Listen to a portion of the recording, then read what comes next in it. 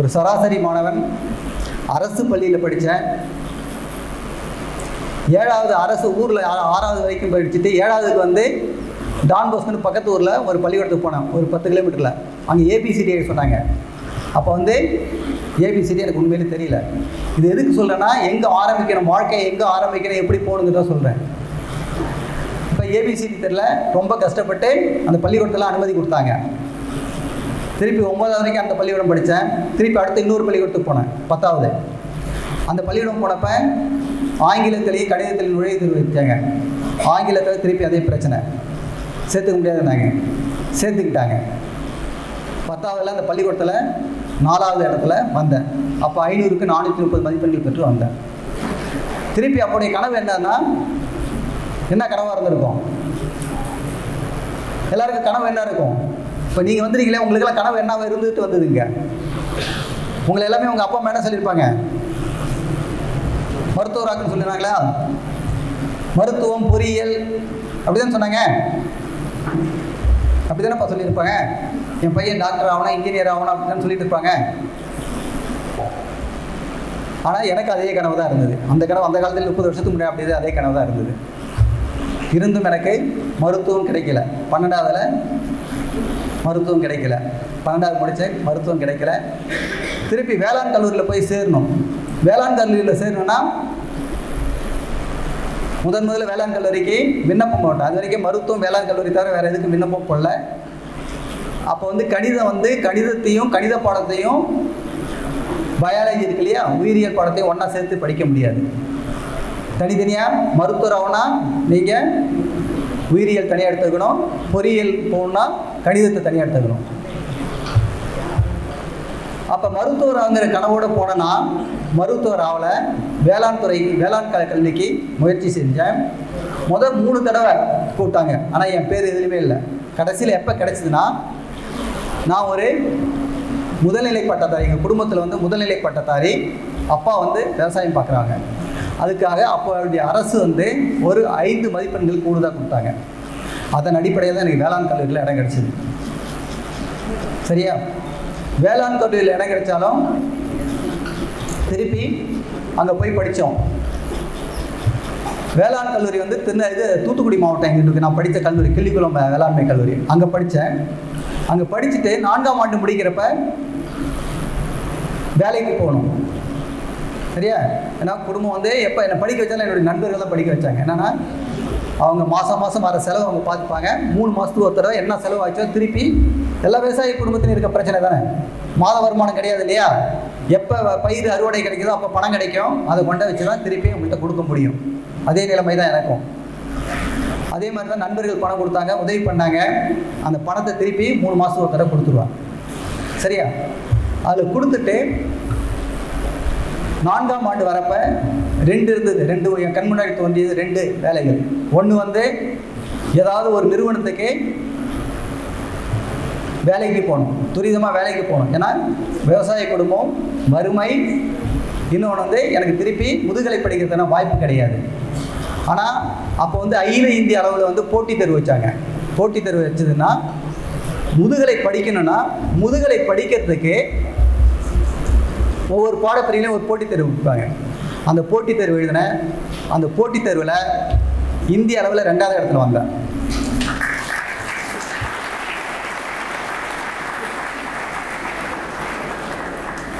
அந்த 2வது இடத்துல வந்ததில் என்ன பயன்னா, மாதம் 1500 பணம் கொடுத்தாங்க. 93 சொல்கிறேன். 1500 பணம் கொடுத்ததில் 1200 சாப்பாட்டுக்கு போயிடுச்சு. மீதி 300 தான் புத்தகம் வாங்கலாம், அந்த மாதிரி கொடுத்தாங்க. இப்போ முதுகலை முடிச்சாச்சு, 2 வருஷம் போயிடுச்சு. வேகமாக போயிடும். உங்களுக்கு வாழ்க்கை ரொம்ப வேகமாக போயிடும். நீங்கள் திரும்பி பார்க்கறதுல கல்லூரி வாழ்க்கை முடிஞ்சிடும், முதுகலை வாழ்க்கை முடிஞ்சிடும். திடீர்னு பார்த்தீங்கன்னா வந்து நிற்கிறப்ப எங்கே போகிறது என்னன்னு தெரியாமல் முடிச்சிருப்பீங்க. அதுக்காக தான் இப்போ வந்து பேசிகிட்டு இருக்கோம். முதுகலை முடிச்சுட்டு திருப்பி வேலைக்கு போகணும். அதே பிரச்சனை. வேலைக்கு போனால் வேலைக்கு அதே மாதிரி தனியார் நிறுவனங்களுக்கு, நிறைய நிறுவனங்களுக்கு விண்ணப்பம் செஞ்சேன். ஒரு நிறுவனமும் ஏற்றுக்கல.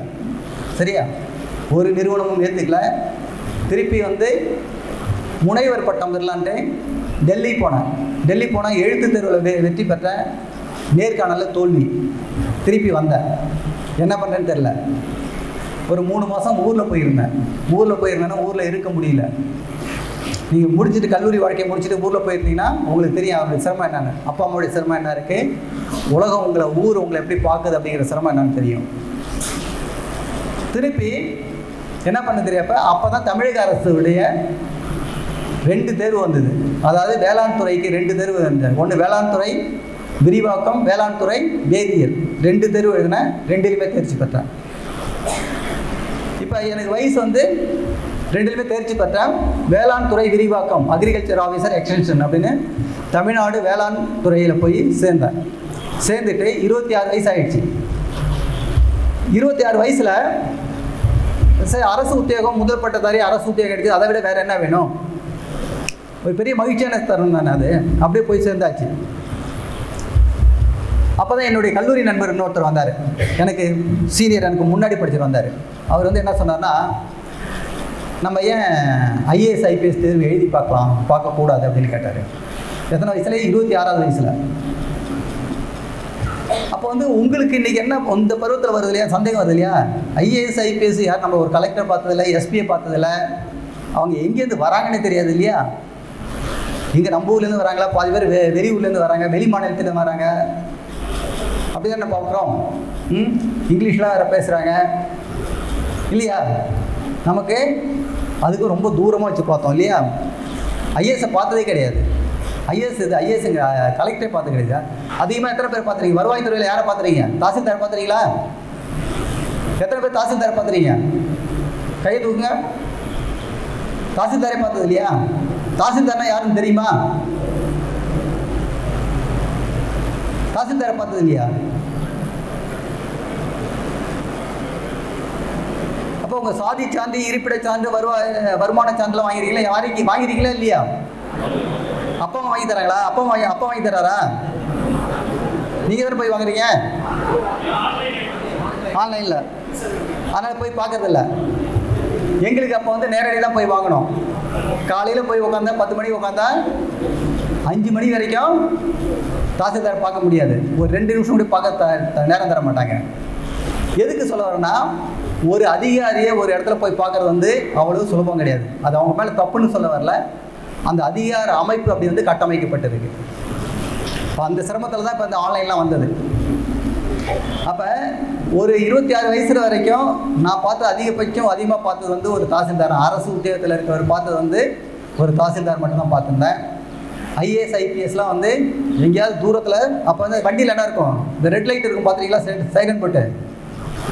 எப்பயாவது அரசு விழாவுக்கு போனால் ரெட் லைட் போயிட்டு சைரன் ஒன்று வேகமாக சுற்றிட்டு போகும்.